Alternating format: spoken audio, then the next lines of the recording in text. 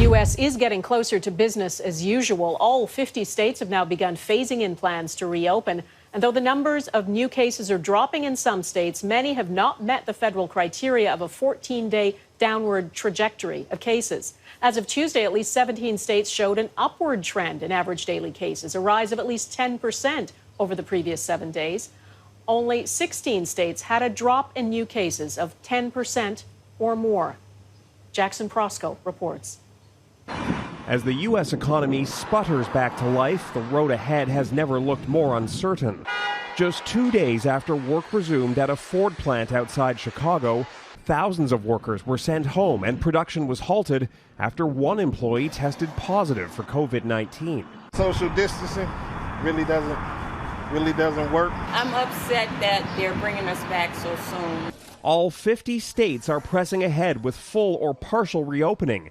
There's nervousness about what will happen next as people return to stores and malls. I feel like as long as we follow the guidelines that are out, then we'll be okay.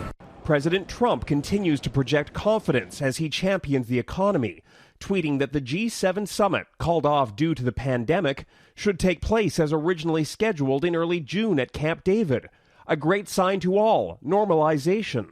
So, yes, we need to keep meeting as leaders. Whether that's virtual, in person, we'll certainly take a look at what the U.S. is proposing. Safety measures remain a contentious issue in the U.S. In Michigan, barbers and stylists cut hair on the steps of the state capitol, defying orders to stay closed. Our rights don't come from the government, they come from God. Simple as that.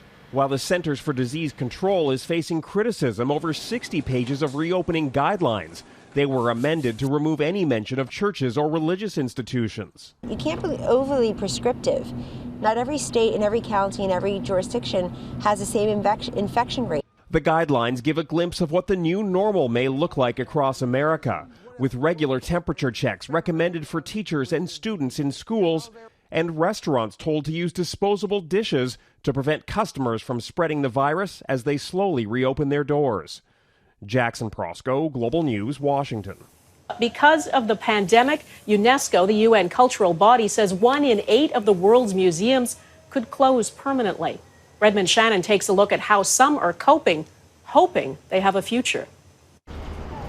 UNESCO says 85,000 museums worldwide have been forced to close during the COVID-19 pandemic. For those that have reopened, the do not touch signs have taken on a whole new meaning. Although physical distancing doesn't seem to be a big issue just yet.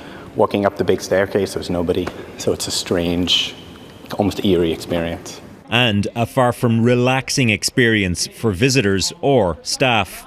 Our financial losses are catastrophic, says a spokeswoman for Belgium's Museum of Fine Arts.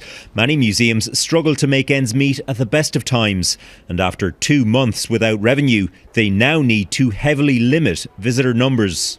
This exhibition, marking 500 years since the death of Raphael, reopens in June. We will be organizing small groups of around 6 people that will be welcomed by a guard, which will be a sort of a chaperone.